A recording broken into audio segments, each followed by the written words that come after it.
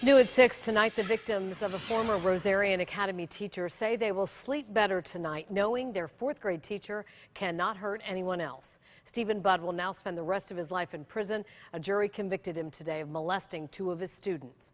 News Channel 5's Brian Enton live now outside the courthouse. Brian.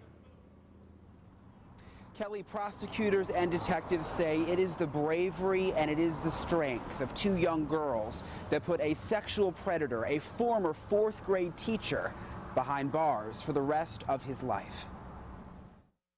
Find the defendant guilty of sexual battery. For Stephen Budd's victims, guilty is not just a verdict, it's the chance to move forward. Mr. Budd no longer has control over me.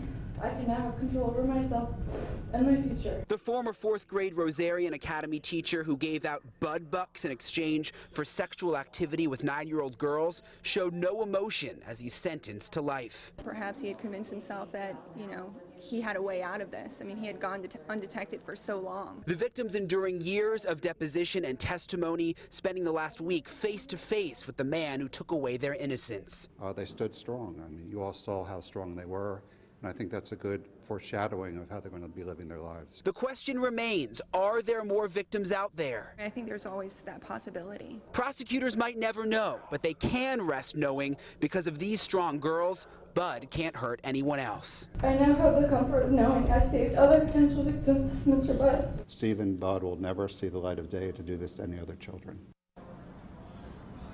Budd's defense attorney not commenting after the verdict, but he did say that his client maintains his innocence. As for those incredibly brave and strong victims, they both start college in a couple of weeks. They are still healing, but they are excited to start the next chapter in their lives. Live outside the courthouse, Brian Enton, WPTV News Channel 5.